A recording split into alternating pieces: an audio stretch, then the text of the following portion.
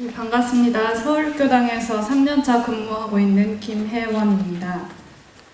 저는 제가 말씀드리려고 하는 주제는 현 교화 구조의 혁신이라는 제목으로 말씀을 드리려고 합니다.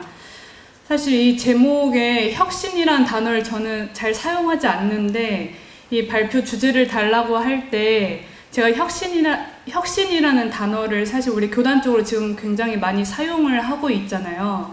근데 이제 저는 이 현 교화 구조에 대해서 혁신이 필요할 수밖에 없는 이유는 이제는 바뀌지 않으면 안 되고 여기에 대한 모든 현재 청소년 담당 교화자들의 간절함이 다 담겨 있는 단어라는 생각이 들어서 이 혁신이라는 말을 사용을 했고, 혁신의 사전적 뜻도 이런 묵은 풍속, 관습, 조직, 방법 따위를 완전히 바꾸어서 새롭게 한다는 의미입니다. 그래서 지금 현재 교화 구조를 완전히 새롭게 탈피하지 않으면 안 되는 그런 시점에 다다랐다고 생각을 하면서 이제 말씀을 드리겠습니다. 먼저 이 말씀을 드릴 때 현재 상황을 이렇게 먼저 공유를 해야 될 것 같은 생각에 말씀을 드리려고 합니다. 현재 서울교구는 총 60개 교당 중에 청소년 담당 교화자는 26명이라고 합니다. 그러나 사실적으로 여기에서 청소년 담당 교화자들의 업무를 보면 어린이, 학생, 청년 법회를 지도하는 것이 가장 기본 업무이지만 현실적으로 여기에 더해서 행정, 회계, 도량 관리, 그리고 일반 교화 보좌를 더불어 하고 있습니다. 그런데 여기에서 일반 교화 보좌는 함축적인 표현입니다. 사실 이 일반 교화 보좌에는 의식 진행, 순교 진행, 여러 회의 및 훈련 등의 준비와 보좌가 다량 포함된 표현입니다.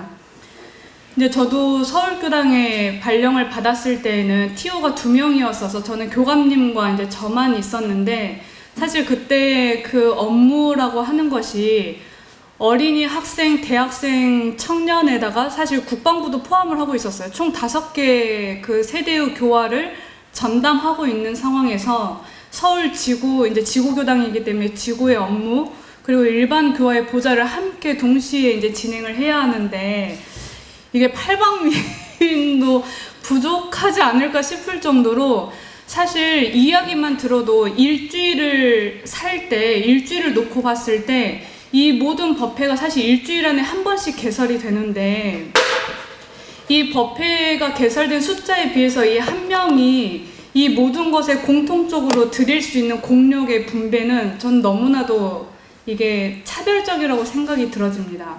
솔직히 여기 있는 청소년 담당 교화자 교무님들이 정말 청소년 교화에 100% 전력을 다하고 있냐고 물으면 얼마나 자신 있게 한 명이라도 대답할 수 있을까? 저는 사실 거기에 대한 장담을 할 수 없다고 생각을 합니다. 그만큼 청소년 담당을 하고 있지만 그럼에도 그 숫자를 보면, 제가 오기 전에 그 자료를 많이 못 봤지만 그 중에 하나가 전무 출신 이 연령 분포 변화에 대한 그 통계를 보았는데요. 원기 105년도에 근무한 전무 출신 총 1,503명에서 20대에서 40대에 해당하는 5급 교무는 247명입니다.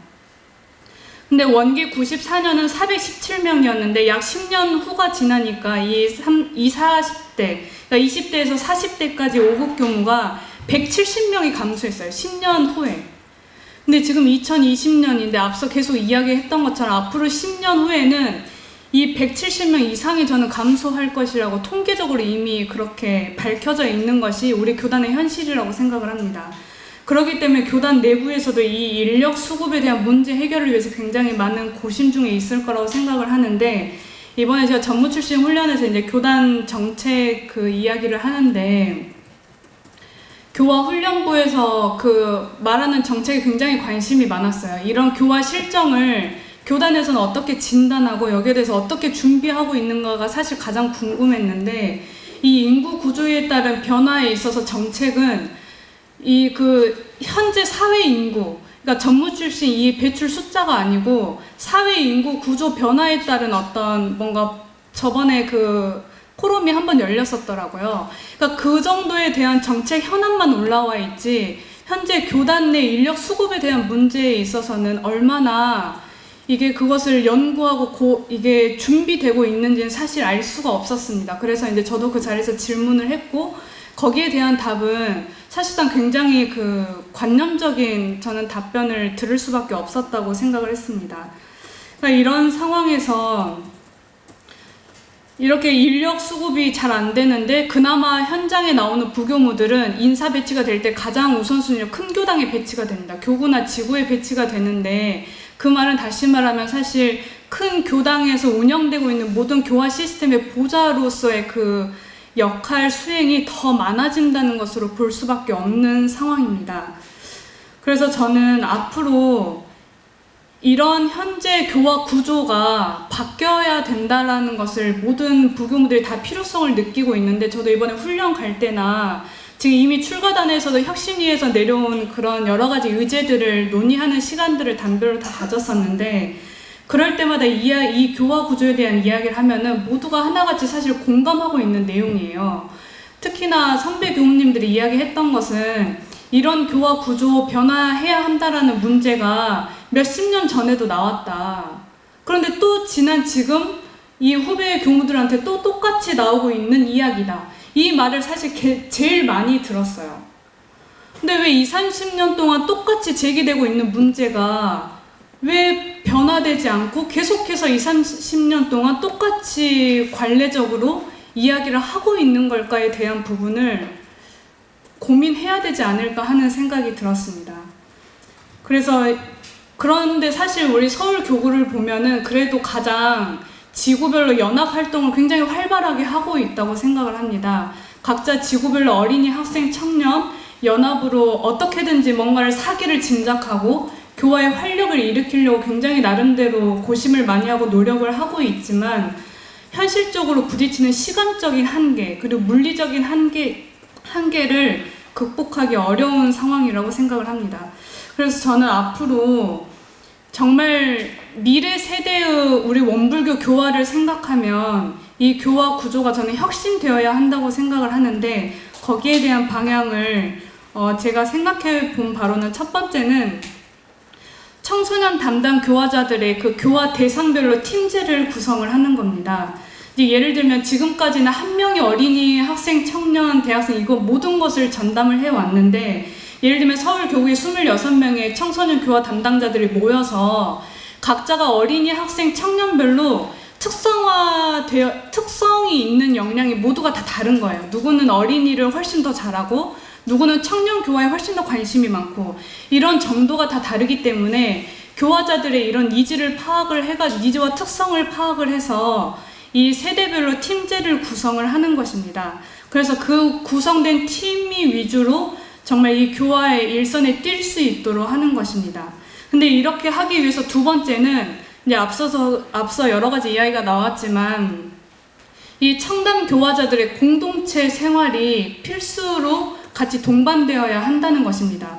솔직히 지금 각자가 교당의 부교무로 소속되어서 뭔가 팀으로 연합교화를 해본다, 어떻게 팀으로 지역사회 교화를 해본다 하는 것은 현실적으로 저는 불가하다고 생각을 합니다. 한다 하더라도 굉장히 제한적이고, 특히 교도로 오고 있는 사람들을 대상으로밖에 할 수 없는 여러 가지 물리적인 한계가 따른다는 것입니다. 이거는 저는 아마 모두가 공감할 수밖에 없는 사안이라고 생각을 합니다.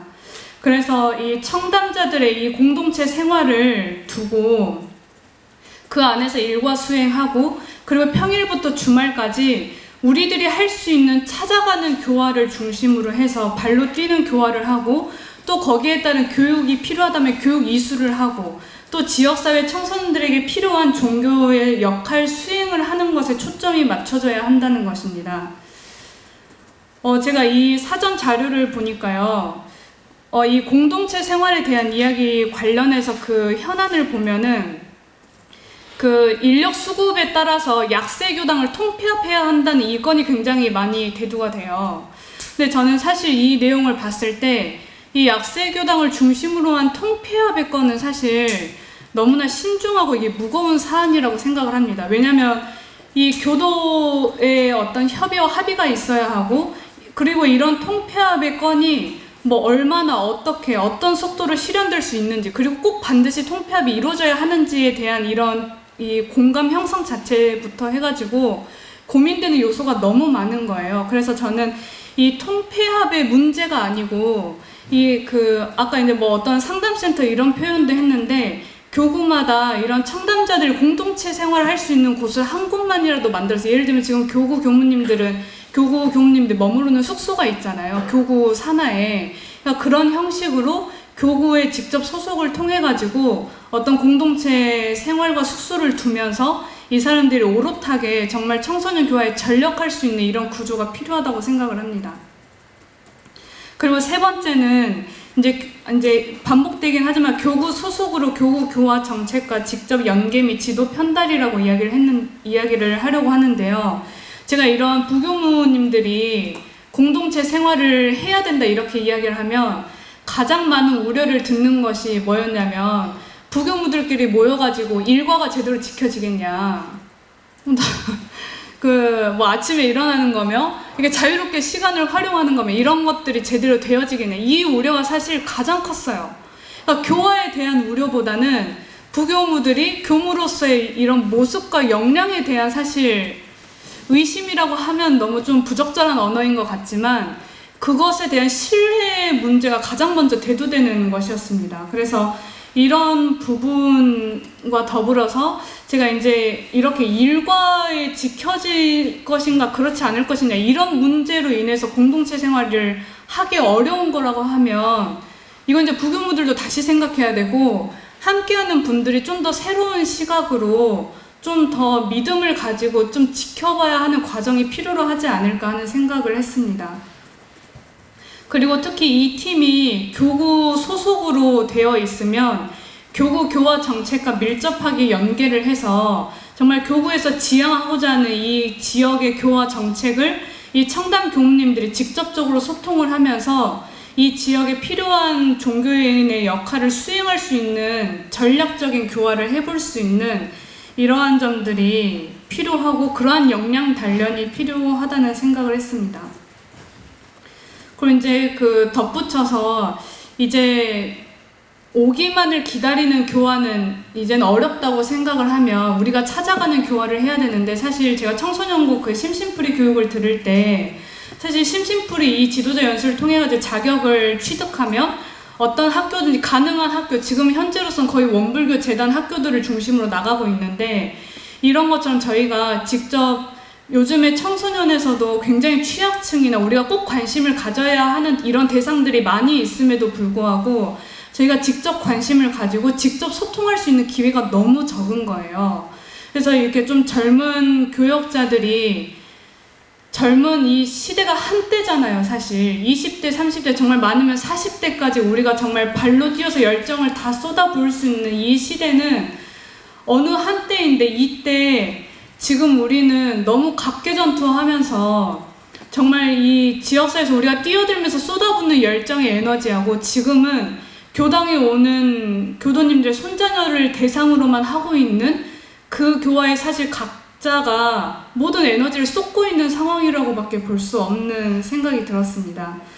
그래서 이제 이런 점들을 우리가 좀 더 이 교화의 대상과, 이게 반드시 입교에서 교도를 만들려고만 하는 교화가 아니고 정말 지역사회에 종교인이 필요로 한, 종교가 역할을 수행해야 하는 것에 대한 그 목적에 맞춰서 제가 그러한 교화를 해낼 수 있는 이런 환경과 구조로 변화가 되었으면 하는 바람입니다. 그래서 이제 끝으로 제가 이제 이렇게 말씀을 드렸고, 이제 하나의 제 개인적인 희망에 대한 부분인데요. 제가 이제 출가단회에서 이런 이야기를 하니까 이제 바로 위에 선배 교무님이 이런 이야기를 하시는 거예요. 전 그게 너무 뇌리에 박혀가지고 사실 이게 좀 충격적이었는데, 그 교무님도 굉장히 열정이 있고 어린이 교화에 정말 잘 한다라는, 오랜 시간 동안 잘 해왔다고 하는 교무님인데, 제가 이제 이런 교화 구조에 대한 이야기를 하니까 이제 그 교무님이 다른 말은 안 하고 딱 그렇게 이야기를 하는 거예요. 나도 그런 열정과 에너지가 있었는데 지금은 너무 많이 식었다는 거예요. 그래서 이렇게 하려고 하는 에너지가 나질 않는다, 이렇게 이야기를 하는 거예요. 근데 저는 그 말이 너무 안타깝게 들렸어요.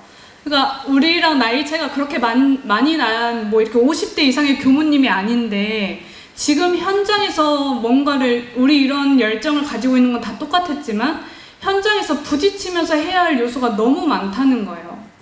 그래서 이제 그런 점들을 느꼈을 때 저는 교화 정책에도 여러 가지 현안이 굉장히 많이 있지만 저희는 청소년 담당을 위주로 하는 교무들이기 때문에 청소년 교화를 집중적으로 생각할 수밖에 없지만 저는 이 교화 정책에도 우선순위를 반드시 둬서 이 청소년 교화가 사실 저는 원불교 거의 미래 교화의 가장 핵심의 축을 이루는 교화라고 생각을 합니다. 그런데 이게 과거하고는 다르게 지금 시점은 전무 출신 숫자 자체부터도 이미 급감을 하고 있는 상황인 거예요.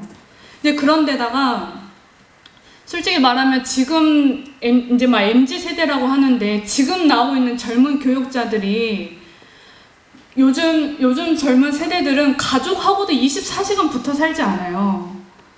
지금 20, 30대 저희들 세대의 일반 사회 일원들이 가족들하고도 24시간 붙어 살지 않는데 우리의 교화 현재 교단 시스템은 전혀 모르는 위에 주임 교무님하고 2, 3년마다 한 번씩 바뀌면서 심지어 짧은 사람은 1년마다 바뀌면서 이게 전혀 몰랐던 분과 24시간을 붙어 살면서 사실 공부하고 교화하고 생활을 해야 돼요.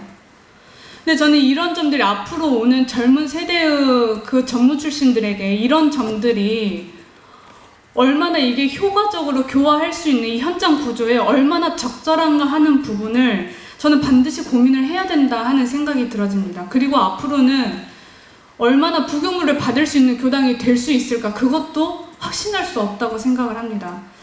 그래서 저는 이 젊은 교무들의 한때의 젊은 시절의 이 서원의 불씨가 좀 더 정말 이렇게 불타오르고 정말 이렇게 100% 전력을 다 해도 되네 마네 하는데 그마저도 안 해보고 우리 교단은 청소년 교화가 너무 어렵다. 이게 코로나 이후로 이 청소년 교화가 뭔가를 이렇게 전환해야 되고 회복해야 된다고 하는데 도대체 뭘 회복하고 뭘 전환할 것인지 지금 구조로는 사실 저는 명확한 해답은 없다고 생각을 했습니다.